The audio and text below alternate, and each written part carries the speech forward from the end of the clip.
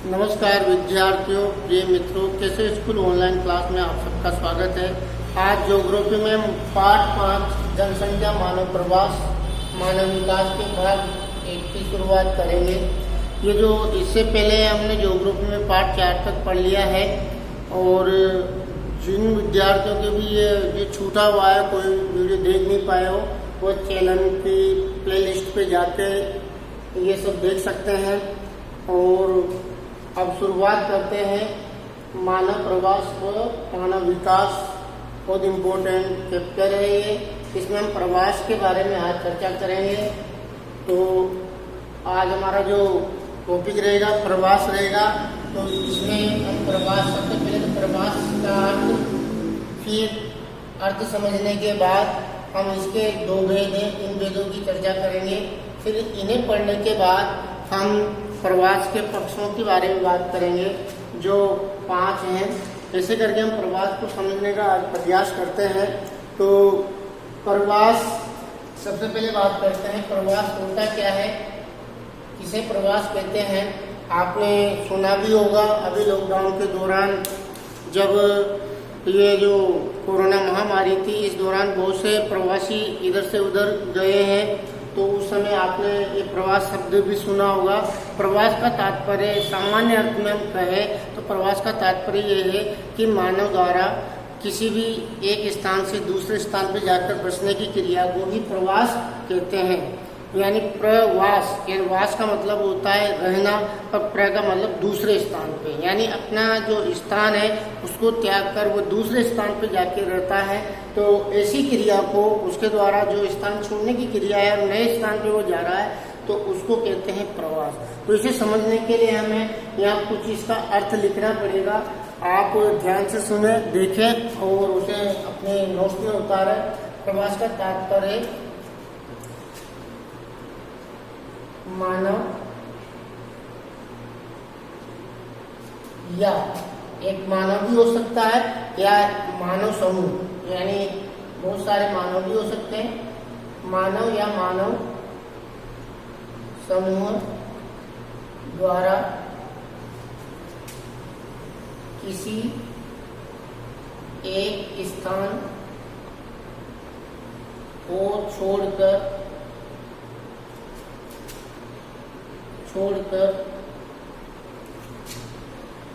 दूसरे स्थान पर जाने की क्रिया को प्रवास कहते हैं। सीधा सा अर्थ है कि मानव एक व्यक्ति हो या एक पूरा मानव समूह हो, उसके द्वारा एक स्थान को छोड़कर दूसरे स्थान पर जाने की क्रिया को प्रवास कहते हैं। यहाँ हम थोड़ा सा और परिवर्तन करते हैं कि दूसरे स्थान पर जाकर यानी कि जाकर बसने की क्रिया। समझ में आ गया होगा। पहले लिखा था हमने जाने की, तो वो तो घूमना भी हो सकता है, यानी एक व्यक्ति एक स्थान से दूसरे स्थान पे घूमने के लिए भी जा सकता है। लेकिन मानव प्रवास तभी मानेंगे जब वो एक स्थान को छोड़कर दूसरे स्थान पर जाकर बसे, यानी वहां पर वह स्थायी रूप से रहे, उसको हम क्या कहते हैं, प्रवास। अब वो स्थायी कुछ समय के लिए भी हो सकता है, या मतलब हम आगे पढ़ेंगे, इसके पक्षों में चर्चा करेंगे। यहाँ आपको समझ में आ गया होगा कि मानव या मानव समूह द्वारा किसी एक स्थान को छोड़कर दूसरे स्थान पर जाकर बसने की क्रिया को प्रवास कहते हैं। तो अच्छी तरह समझ में आ गया होगा। आपने प्रवासी शब्द भी सुना होगा। अभी लॉकडाउन के दौरान बहुत से जो लोग अपने किसी भी माध्यम यानी रोजगार के लिए या किसी भी वजह से वह दूसरे राज्यों में थे, तो वहाँ से फिर वहाँ की सरकारों द्वारा उनको क्या किया, अपने जो मूल स्थान है वहाँ पर भेजा गया, तो वो क्या कहलाए, प्रवासी। और आपने अपने कोटा जिले की भी सुना होगा कि यहाँ बहुत से विद्यार्थी पढ़ने के लिए रहते थे अदर राज्य के, तो उन्हें भी यहाँ हमारी सरकार ने बसों के द्वारा उन विद्यार्थियों को अपने स्थानों पर छोड़ा गया, मूल स्थानों पर, तो वो विद्यार्थी भी क्या कहलाए, यहाँ के लिए प्रवासी कहलाए। तो ऐसे हमने प्रवास को समझा। तो प्रवास की परिभाषा या अर्थ यही है, मानव या मानव समूह द्वारा किसी एक स्थान को छोड़कर दूसरे स्थान पर जाकर बसने की क्रिया को प्रवास कहते हैं। तो प्रवास समझ में आ गया होगा। अब प्रवास को हमें जब अर्थ में समझ में आ गया तो उसको इसके जो भेद है ये भी आसान है। यानी प्रवास के भेद कह सकते हैं। प्रवास के प्रकार तो 2 प्रकार होते हैं। तो यहाँ मैं लिखता हूँ उनके नाम। जैसे हम 1 नंबर पे एक भेद है, जैसे उत्प्रवास और दूसरे नंबर पे है आप्रवास। देखो ये दोनों जो उत्प्रवास और आप्रवास है ये प्रवास के भेद है, यानी प्रवास की क्रिया है। तो इसे समझने के लिए एक थोड़ी देर में उदाहरण लेता हूँ, आपको अच्छी तरह समझ में आ जाएगा। जैसे कोई एक व्यक्ति होता है, यानी ये हम समझिए ये स्थान है, ए स्थान है और ये बी स्थान है। तो कोई एक व्यक्ति, जैसे कोई एक व्यक्ति है, जैसे यहाँ पे मैंने बनाने का प्रयास कर रहा हूँ, ये कोई एक व्यक्ति है जो ए स्थान से कहाँ जाता है, बी स्थान पे जा रहा है। यानी इस व्यक्ति द्वारा ए स्थान पे था जो इसे छोड़कर कहाँ चला गया, बी स्थान पे। तो ये क्रिया क्या कहलाएगी, यानी अपने स्थान को छोड़ने वाली क्रिया कहलाती है उत्प्रवास। क्या कहलाती है, यानी इस व्यक्ति द्वारा इस स्थान को छोड़ दिया, जा यहाँ रहा। पहले छोड़ने वाली क्रिया को समझेंगे। यानी इस व्यक्ति द्वारा इस ए स्थान यहाँ जाएगा तो इसे छोड़ना पड़ेगा ए को, यानी उसको बी पे जाना है तो ए को छोड़ना पड़ेगा। तो इस व्यक्ति द्वारा इस छोड़े हुए स्थान के लिए कौन सा शब्द कहलाएगा, कौन सा शब्द यूज होगा, उत्प्रवास। यानी इस व्यक्ति ने क्या किया, उत्प्रवास, यानी स्थान को क्या कर दिया, छोड़ दिया। तो ये व्यक्ति इस स्थान के लिए तो क्या कहलाएगा, उत्प्रवास। अब इसी व्यक्ति को यहाँ देखें तो यहाँ बी स्थान पे जा रहा है, ये नया स्थान है इसके लिए, यहाँ पे जा रहा है। तो यहाँ पर ये कहलाता है, जहां ये पहुंचेगा वहां कहलाएगा आप्रवास। देखो आप्रवास में आ लगा हुआ है, आ का मतलब है आना। तो ये व्यक्ति कहाँ आया, बी स्थान पे। तो बी स्थान पे क्या होगा, आप्रवास हो जाएगा। और ए स्थान इसके लिए क्या हो जाएगा, उत्प्रवास। यानी ये एक ही व्यक्ति 2 क्रियाएं करता है, एक तो आप्रवासी बनता है कहीं जाके और कहीं के लिए उत्प्रवासी होता है।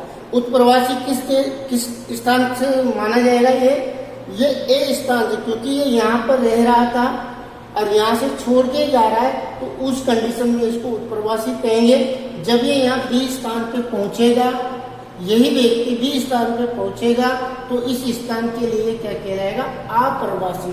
तो इस व्यक्ति ने 2 क्रिया कर ली प्रवास के दौरान, आप्रवास भी किया और उत्प्रवास भी किया। अब आपको समझना है कि उत्प्रवास क्या होता है और आप्रवास क्या होता है। सीधा सीधा अर्थ है, उत्प्रवास का मतलब होता है स्थान को छोड़ना और आप्रवास का मतलब होता है किसी नए स्थान पे आना। तो ये समझ में आ गया होगा। इनकी परिभाषा, इनके अर्थ हम लिखते हैं, उदाहरण से आपको समझ में आ रहा होगा।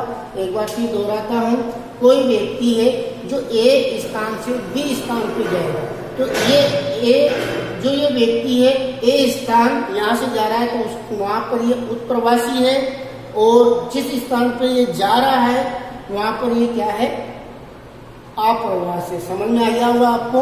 अब इसको हम अच्छी तरह लिख सकते हैं, उत्प्रवास और आप्रवास को। तो भेद कितने हैं पूछा जाता है, प्रवास के भेद लिखो, तो आपको लिखना है उत्प्रवास और आप्रवास। तो हम सीधा सीधा लिखते हैं इसको, उत्प्रवास, देखो यहाँ गलती हो रही है, उत्प्रवास। अब उत्प्रवास का तात्पर्य होता है किसी व्यक्ति द्वारा अपना मूल स्थान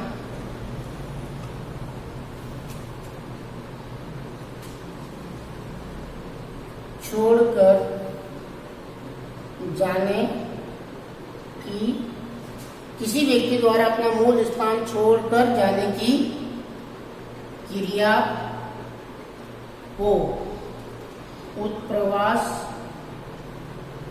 कहते हैं।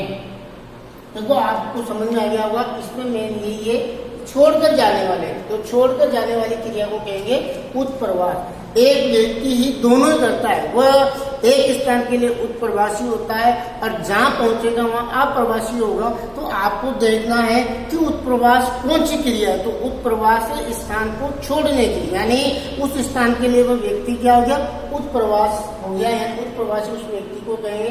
ये तो उत्प्रवास की है। अब इसका जस्ट ऑपोजिट कर दो, अप्रवास। अप्रवास में आपको दिक्कत आई नहीं होगी, आ शब्द से पहचान जाओगे, यानी आना। तो किसी व्यक्ति द्वारा नए स्थान पर जाकर बसने की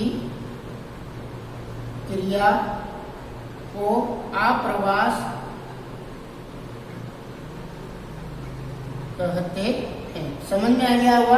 यानी ये इंग्लिश के जो शब्द है आउटपुट और इनपुट, यहाँ तो होता है इनपुट, यानी ये तो अंदर जा रहा है, और आउटपुट यानी उत्प्रवास, और आने का मतलब होता है इनपुट। ये आप मोबाइल की भाषा में समझते होंगे या कंप्यूटर की भाषा में समझते होंगे, आउटपुट और इनपुट। तो हमें प्रवास के भेद में दो चीजें समझी कि प्रवास के भेद दो होते हैं, उत्प्रवास और अप्रवास। फिर हमने समझा अप्रवास, उत्प्रवास क्या होता है, तो उत्प्रवास में मानव द्वारा क्या होता है, स्थान को छोड़ने की क्रिया को ही उत्प्रवास कहते हैं, और अप्रवास उसके द्वारा नए स्थान पर पहुंच जाकर बसने की क्रिया को ही अप्रवास कहते हैं। आपको समझ में आ गया होगा। अब हम पढ़ेंगे मानव मतलब प्रवास के पक्ष, जो कितने होते हैं, 5 होते हैं। हमने इसके अर्थ को समझा, भेद को समझा। अब बारी आती है प्रवास के पक्ष की, जो कितने होते हैं, 5 होते हैं। इनका अध्ययन हम करते हैं। तो प्रवास के 5 पक्ष है जो आपके सामने हैं। कौन कौन से पक्ष हैं? सबसे पहले तो प्रवास के कितने पक्ष होते हैं, 5 पक्ष होते हैं। सबसे पहला होता है देश या क्षेत्र पक्ष, 1 नंबर। 2 नंबर पे होता है काल पक्ष, 3 नंबर पे होता है संख्या पक्ष, और 4 नंबर पे होता है स्थिरता पक्ष, और 5 नंबर पे होता है कारण पक्ष। तो कारण पक्ष के भी फिर अलग अलग कारण है, इनको पढ़ेंगे। तो यहाँ पे हमने देखो प्रवास के 5 पक्ष जाने कौन कौन से होते हैं, देश या क्षेत्र पक्ष, काल पक्ष, संख्या पक्ष, स्थिरता पक्ष और कारण पक्ष। तो इसको हम याद करने की अपेक्षा एक अच्छा सा उदाहरण मैं देना चाहता हूँ, ताकि आपको समझ में आ जाए कि ये जो 5 पक्ष प्रवास के होते हैं, इन्हें जब हम घर से कभी बाहर जाते हैं तो ये 5 तरह के ही प्रश्न हमारे घर वाले हमसे पूछते हैं। जैसे हम कहीं पे जा रहे हैं तो घर वाले हमसे पूछेंगे कहाँ जा रहे हैं, तो कहाँ जा रहे हैं, तो कहाँ जा रहे हैं यानी देश या क्षेत्र पक्ष आता है। तो जवाब हो सकता है कि अंतर महाद्वीपीय, अंतरराष्ट्रीय या अंतरराज्यीय या स्थानीय। तो घर वाले हमसे पूछते कहाँ जा रहे हैं, फिर ये कहते हैं, फिर घर वालों का दूसरा जवाब होता है कब तक जा रहे हो, यानी कितने समय के लिए आप जा रहे हो, दीर्घकालीन यानी लंबे समय तक, सामयिक यानी मौसमी और दैनिक, इनकी हम चर्चा करेंगे। फिर संख्या पक्ष, कौन कौन जा रहा है, देखो समझ में आया, कहाँ जा रहे हो, कब तक जा रहे हो, मतलब कितने समय के लिए जा रहे हो, कौन कौन जा रहा है, आप वापस आओगे या रुकोगे, फिर क्यों जा रहे हो। तो ये 5 पक्ष हमारे उन्हीं अभिभावकों के सवाल से ही बने हैं। देश पक्ष, क्षेत्र पक्ष, काल पक्ष, संज्ञा पक्ष, स्थिति पक्ष और कारण पक्ष। तो यानी प्रवास के ये पक्ष है।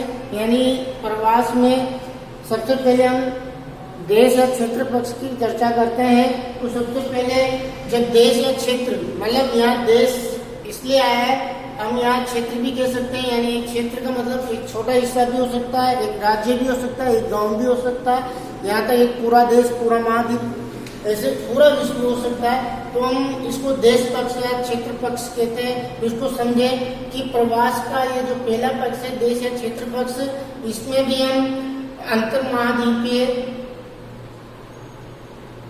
अंतरराष्ट्रीय, अंतरराज्यीय और 4 नंबर पे स्थानीय, यानी इस आधार पर हम पढ़ेंगे। तो इसको समझे अंतर महाद्वीपीय। आपको समझ में आ रहा हो, देखो इसमें ज्यादा लिखने की आवश्यकता नहीं है, बस ध्यान से सुनना है और समझना। अंतर महाद्वीपीय यानी कि प्रवास एक महाद्वीप से 2 महाद्वीप, मतलब एक दूसरे महाद्वीप के बीच होता है, वो कौन सा प्रवास कहलाता है? वो अंतर महाद्वीपीय प्रवास कहलाता है। उदाहरण के तौर पे अगर कोई जैसे भारत का व्यक्ति है, लेकिन अब यहाँ हम देश के आधार पर उसको नहीं देखेंगे, हमारे पास कौन सा पक्ष है? अंतर महाद्वीप है। तो भारत कौन से महाद्वीप में आता है? आपको पता होगा कौन से महाद्वीप में आता है? एशिया महाद्वीप में आता है। तो हम यहाँ भारत का न मानकर उसको कहाँ का मानेंगे? एशिया महाद्वीप का। कोई व्यक्ति है, अगर वह उत्तरी अमेरिका में जा रहा है, यानी उत्तरी अमेरिका के किसी भी देश में जा रहा है, जैसे न्यूयॉर्क हो, ऐसे किसी भी देश में, कनाडा हो, संयुक्त राज्य अमेरिका हो, मैक्सिको, उसके किसी भी देश में वो जा रहा हो, तो वहां पर कौन सा पक्ष आएगा? जब एक व्यक्ति द्वारा एक महाद्वीप को छोड़कर दूसरे महाद्वीप में पहुंचता है तो कहलाता है अंतर महाद्वीपीय पक्ष। तो प्रवास का जो पहला देश और क्षेत्र पक्ष है, उसका पहला पक्ष कौन सा हो गया? अंतर महाद्वीपीय पक्ष। तो इसको हम समझ सकते हैं, जैसे ये एशिया है और ये कोई एक व्यक्ति है और वो कहाँ जा रहा है? जैसे वो उत्तरी अमेरिका में जा रहा है, तो ये तो हो गए महाद्वीप। क्या हो गए? एशिया और उत्तरी अमेरिका महाद्वीप है। भले से वो भारत से जा रहा हो, कहाँ से जा रहा हो, तो यहाँ अंतरराष्ट्रीय नहीं आएगा, यहाँ क्या आएगा? फिर महाद्वीप है, क्योंकि महाद्वीप बदल रहे हैं। तो ये व्यक्ति क्या कर रहा है? एशिया महाद्वीप से भले से यहाँ कहीं पे भी जा रहा हो, कनाडा जा रहा हो, जो उत्तरी अमेरिका में पड़ता है, तो यहाँ क्या मानेंगे उसको? कौन सा प्रवास मानेंगे? देखो कौन सा प्रवास होगा? अंतर महाद्वीपीय। यानी इस व्यक्ति द्वारा एशिया महाद्वीप को छोड़कर उत्तरी अमेरिका में जा रहा है, ये अलग महाद्वीप है और ये अलग महाद्वीप है। तो ये प्रवास की कौन सी वो होगी? कौन सा पक्ष हो गया? अंतर महाद्वीपीय। यानी नाम से समझ में आ रहा होगा, जब प्रवास एक महाद्वीप से दूसरे महाद्वीप में होता है तो प्रवास का कौन सा पक्ष होता है? अंतर महाद्वीपीय पक्ष होता है। तो देश और क्षेत्र पक्ष का जो पहला पक्ष है वो अंतर महाद्वीपीय पक्ष है, जिसमें कोई व्यक्ति एक महाद्वीप से छोड़कर दूसरे महाद्वीप में पहुंचता है। तो ये समझ में आ गया होगा आपको। मैंने कहा लिखने की ज्यादा आवश्यकता नहीं है, नामों से हमें उसका जो अर्थ है उसका पता हमें लग रहा है। अब हम आ जाते हैं अंतरराष्ट्रीय। कौन सा? अंतरराष्ट्रीय। तो अंतरराष्ट्रीय में ये हो ही गया अंतर महाद्वीपीय। अंतरराष्ट्रीय जो पक्ष होगा, इसमें अंतरराष्ट्रीय का मतलब एक देश से दूसरे देश में, यानी यहाँ लिख सकते हैं भारत का कोई व्यक्ति, जैसे ये, और वो कहाँ जा रहा है? वो कहीं पे भी, यहाँ महाद्वीप की कोई बाउंडेशन नहीं है, वो एशिया का ही दूसरा देश हो सकता है, जैसे नेपाल हो सकता है, दूसरा महाद्वीप का भी हो सकता है। ऐसे करके ये जो क्रिया है, यानी भारत का कोई व्यक्ति नेपाल में जा रहा है तो वो कौन सा पक्ष होगा? वो कौन सा पक्ष होगा? अंतरराष्ट्रीय पक्ष। हालांकि इसको हम कह सकते हैं एक देश से दूसरे देश में जब कोई व्यक्ति जाता है तो अंतरराष्ट्रीय पक्ष होता है। तो हमने समझा था कि अभी बाबू का हमारा पहला सवाल हो रहा है कहाँ जा रहे हैं? तो एक व्यक्ति एक महाद्वीप से दूसरे महाद्वीप में भी जा सकता है, एक देश से दूसरे देश में भी जा सकता है। अब हम इसकी बात करें अंतरराज्य, यानी एक राज्य से दूसरे राज्य में, जैसे ये भारत है, अब ये भारत हमारा बहुत बड़ा है, यहाँ पे पंजाब है और इसके नीचे राजस्थान है। अब पंजाब का कोई व्यक्ति राजस्थान में आए तो ये कौन सा प्रवास कहलाएगा? अंतरराज्य। यानी पंजाब से व्यक्ति कहाँ पहुंच रहा है? राजस्थान में पहुंच रहा है, तो कौन सा कहलाएगा? ये अंतरराज्य। तो हम कह सकते हैं जब कोई व्यक्ति एक राज्य से दूसरे राज्य के अंदर, यानी एक ही देश के अंदर एक राज्य से दूसरे राज्य के अंदर वो अगर प्रवास करता है तो अंतरराज्य प्रवास कहलाता है। अब आता है स्थानीय प्रवास। तो स्थानीय प्रवास को समझने के लिए सीधी सी बात है, स्थानीय प्रवास को समझने के लिए नाम है स्थानीय, यानी जैसे अपना राजस्थान है, यानी एक राज्य के अंदर ही राजस्थान, तो ये राजस्थान है अपना। तो इधर में कहूँ जैसलमेर और जैसलमेर इधर आ गया कोटा, तो कोई व्यक्ति जैसलमेर से कहाँ है? कोटा, तो वो कहलाएगा स्थानीय प्रवास। क्या कहलाएगा? स्थानीय। तो इसको समझने के लिए एक ही राज्य के अंदर विभिन्न जिलों के मध्य होने वाले प्रवास को क्या कहते हैं? स्थानीय प्रवास। अब ये स्थानीय प्रवास जिले के अंदर भी हो सकता है। किसके अंदर हो सकता है? जिले के अंदर। जैसे कोटा, मैं यहाँ शिमला में हूँ और शिमला से मैं कोटा जाऊँ तो ये भी स्थानीय प्रवास ही कहलाएगा। यानी एक जिले के अंदर भी हो सकता है या एक राज्य के विभिन्न जिलों के मध्य भी ये प्रवास होता है, वो कहलाता है स्थानीय प्रवास। तो आपको समझ में आ गया होगा, लिखने की आवश्यकता नहीं है, नाम से ही पता लग रहा है। एक बार फिर समझ लें। अंतर महाद्वीपीय, जब व्यक्ति दो महाद्वीपों में प्रवास करेगा, एक महाद्वीप को छोड़कर दो महाद्वीप, मतलब दूसरे महाद्वीप में, तो अंतर महाद्वीपीय कहलाएगा। उदाहरण के लिए एशिया से उत्तरी अमेरिका। अंतरराष्ट्रीय प्रवास, दो देशों के बीच जब प्रवास होता है अंतरराष्ट्रीय कहलाता है, जैसे भारत का नेपाल की ओर। और अंतरराज्य में अपने भारत के किसी एक राज्य से दूसरे राज्य में जाते हैं, यानी एक राज्य से दूसरे राज्य में जाने वाले प्रवासी क्रिया को हम अंतरराज्यीय प्रवास करते हैं। उदाहरण के लिए हमने अभी पंजाब और राजस्थान को समझा था। स्थानीय प्रवास यानी एक ही राज्य के विभिन्न जिलों के बीच कोई भी जिला हमने लिया था, जैसे जैसलमेर से हम कोटा पहुंचे, वो स्थानीय प्रवास कहलाता है। इसमें एक और भी ध्यान रखना है, एक जिला भी हो सकता है, जैसे शिमला से कोटा, यानी कोटा शिमला, मतलब जो शिमला है कोटा जिले में ही पड़ता है, लेकिन मैं यहाँ शिमला से कोटा जाऊंगा तो वो भी स्थानीय प्रवास कहलाएगा। तो ये तो हो गया, समझ में आ गया वो आपको। अब काल पक्ष, ये तो हो गया कहाँ जा रहे हो, एक महाद्वीप से दूसरे महाद्वीप में भी जा सकते हैं, एक देश से दूसरे देश में भी जा सकते हैं, एक राज्य से दूसरे राज्य में जा सकते हैं, और एक राज्य के विभिन्न जिलों में भी जा सकता है। ये जवाब है। अब काल पक्ष, कितने समय के लिए जा रहे हो, पूछते हैं घर वाले जब हम बाहर जाते हैं तो कब आओगे, यानी कितने उनका कहने का तात्पर्य कितने समय के लिए जा रहे हो। तो ये दूसरा जो प्रवास का पक्ष है काल पक्ष है, इसमें नाम से समझ में आ रहा होगा दीर्घकालीन। दीर्घकालीन का मतलब है लंबे समय तक हमें उसी स्थान पे रहना, यानी हम अगर अपना एक स्थान छोड़ के दूसरे स्थान पे जा रहे हैं, नए स्थान पे जा रहे हैं, तो वहाँ बहुत लंबी अवधि तक अगर हम रुकेंगे तो यहाँ कम से कम कह सकते हैं लंबी अवधि तक रुकने की स्थिति को हम कहते हैं दीर्घकालीन प्रवास। क्या कहते हैं?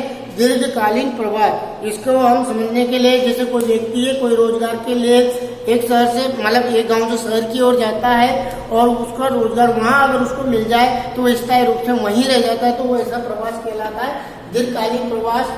और सामयिक या मौसमी। सामयिक का मतलब है तत्काल, यानी तत्काल का मतलब होता है अगर हम कोई प्रवास मौसम के अनुसार करें, यानी कोई ऋतु अनुसार कोई रोजगार होता है, तो आपने देखा होगा जैसे फसल कटाई के समय बहुत से फसल काटने के लिए अदर राज्य से, यानी अलग अलग राज्यों से वो मजदूर आते हैं, और मजदूर आने के बाद फसल का जैसे ही काम समाप्त होता है, यानी फसल कटाई का, फसल तैयार का काम होता है, वो वापस चले जाते हैं, तो वो कहलाता है मौसमी, यानी तत्काल। इसको हम तत्काल भी कह सकते हैं। तो ये कहलाता है मौसमी या सामयिक, यानी कुछ समय के लिए, यानी मौसम के अनुसार जब प्रवास किया जाता है वो मौसमी या सामयिक। अब दैनिक का मतलब दिन में, एक दिन में जो प्रवास होता है, जैसे ऐसे प्रवास आपने बहुत से देखे होंगे, जैसे पढ़ने वाले स्टूडेंट है वो अपने गांव को छोड़कर दूसरे गांव में जो विद्यालय होता है वहां पहुंचता है, तो वो दैनिक प्रवास कहलाता है। यानी प्रवास तो कर रहा है लेकिन वो दैनिक है, यानी वो अपने जो मूल स्थान को छोड़कर वो दूसरे स्थान पे गया और उसी दिन वापस आ गया, तो वो दैनिक प्रवास। तो यहाँ हम काल पर यानी एक तो होता है दीर्घकालीन यानी लंबी अवधि के लिए जो प्रवास किया जाता है, एक होता है मौसम के अनुसार यानी मौसम में काम खत्म हुआ वापस आ गए, और दैनिक यानी रोज अगर कोई प्रवास करता है, बहुत से पढ़ने के लिए नहीं, बहुत से जो नजदीक कारखाना हो यानी गांव से तो डेली अप डाउन करके भी वो वहां पर रोजगार करता है। तो ये हो गया दैनिक, समझ में आ गया। एक बार देखो काल पक्ष में हम प्रवास कैसा होगा, एक तो दीर्घकालीन रहेगा यानी लंबे समय तक, एक तत्काल या सामयिकी या मौसमी प्रवास होता है, और एक होता है दैनिक। अब आ जाओ संख्या पक्ष पे, तो संख्या पक्ष में भी समझ में आ रहा होगा कि संख्या पक्ष में प्रवास को हम संख्या के आधार पर देखेंगे। तो प्रवास हमने शुरू में लिखा था कि एक मानव या एक मानव समूह यानी एक व्यक्ति का प्रवास भी हो सकता है या एक पूरे समूह का भी हो सकता है। तो यहाँ वृहद प्रवास का तात्पर्य है बहुत बड़ी संख्या के द्वारा प्रवास करने की क्रिया को वृहद संख्या प्रवास कहते हैं। यानी तात्पर्य यह हो गया कि यानी हो सके एक पूरा मोहल्ला हुआ, एक पूरा गांव हुआ, ऐसे करके वो अगर एक स्थान को छोड़ के दूसरे स्थान पे जाएगा तो वो वृहद प्रवास कहलाता है। ऐसी स्थिति उदाहरण के तौर पर मैं समझाना चाहूंगा, ऐसी स्थिति कब बनती है जब कोई बांध वगैरह बनाए जाते हैं, तो बांध बनाते हैं तो वो उसका बांध का जितना एरिया होता है वो सब डूब क्षेत्र यानी पानी की भरा हो गया, वहाँ पानी का भर जाएगा।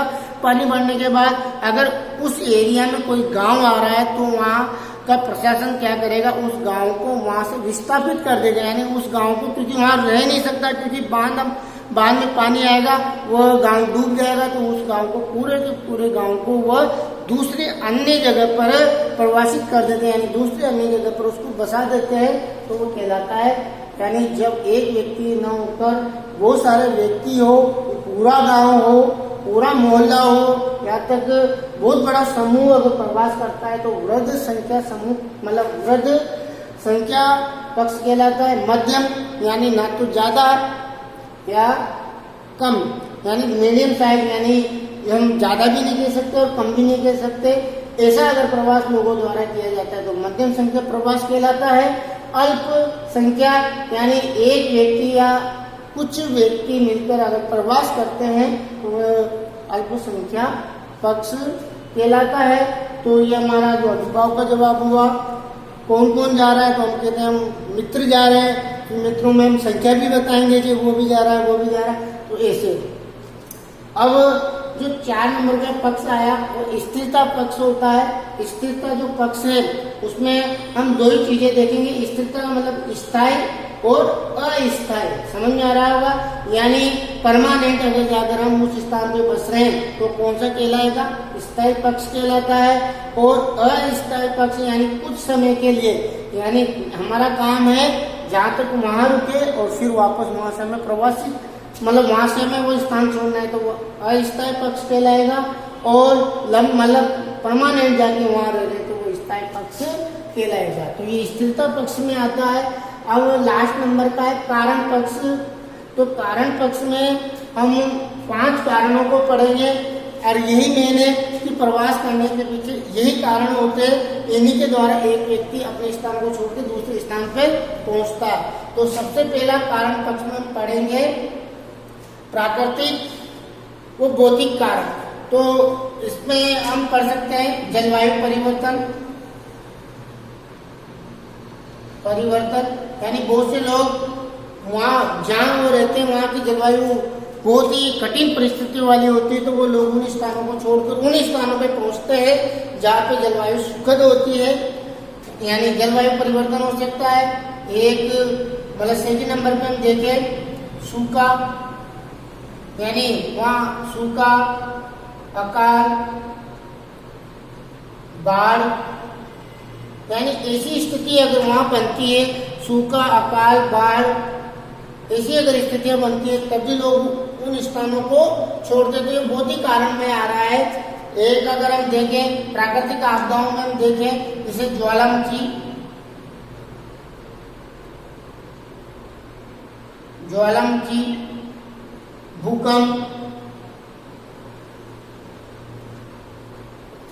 भूकंप, तूफान, यानी ये प्राकृतिक आपदाएं, ज्वालामुखी हुई, भूकंप हुआ, तूफान हुआ, यानी अक्सर उस स्थान पे ऐसी तबाही अगर आती हो तो लोगों ने स्थानों को छोड़ते हैं। तो ये प्राकृतिक और भौतिक कारण में ज्वालामुखी, विस्फोट, भूकंप, तूफान, सूखा, अकाल, बाढ़, जलवायु परिवर्तन, इनको हम रख सकते हैं। इनके कारण व्यक्ति क्या करते हैं, उन स्थानों को छोड़ देते हैं, यानी वहां से वो प्रवासी हो जाते हैं।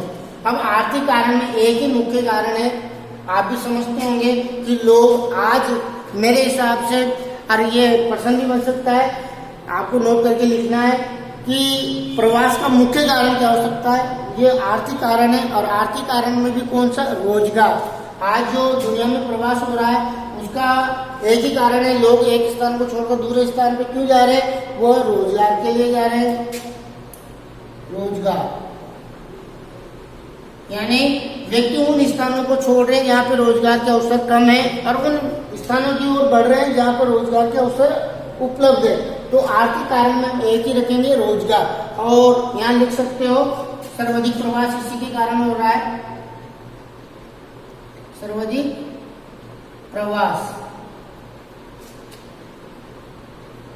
प्रवास इसी के कारण होता है, तो रोजगार के कारण। राजनीतिक में देखो, जैसे युद्ध, यानी एक देश का दूसरे देश के बीच कुछ तनाव चल रहा है, युद्ध हो गया, तो सीमा जो बॉर्डर पे गांव होते हैं तो उन गांवों को युद्ध से पहले ही क्या कर देते हैं, उनको खाली करवा दिया जाता है, यानी उनको वहां से विस्थापित कर दिया जाता है दूसरी जगह पे। युद्ध है। शांति, यानी बहुत से लोग बॉर्डर वाले इलाकों को छोड़ के उन स्थानों पे चले जाते हैं जहाँ पर शांति रहती है। युद्ध है, शांति है, दंगे हैं, यानी बहुत से शहरों में दंगे होते रहते हैं तो वो लोग उन शहरों को भी छोड़ देते हैं। लड़ाई झगड़ा,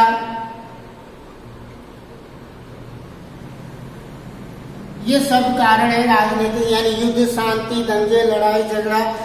आतंकवाद एक मेन कारण ये भी है, आतंकवाद। तो ये सब राजनीतिक कारण में आएगा। ये किसमें आएगा, राजनीतिक कारण में आ जाते हैं। आतंकवाद, झगड़ा, लड़ाई, दंगे, युद्ध, शांति, यानी राजनीतिक कारण में आते हैं। तो इनके कारण भी लोग अपने स्थानों को छोड़ते हैं। फिर आता है सांस्कृतिक और सामाजिक कारण। तो सामाजिक और सांस्कृतिक कारण के लिए भी, जैसे धर्म प्रचार व प्रसार के लोग भी प्रवास करते हैं, यानी अपने धर्म को प्रसारित करने के लिए लोग भी एक स्थान से दूसरे स्थान पर जाते हैं। फिर आत्मिक शांति, यानी आत्मिक शांति के लिए भी लोग दूसरे स्थानों पे जाते हैं।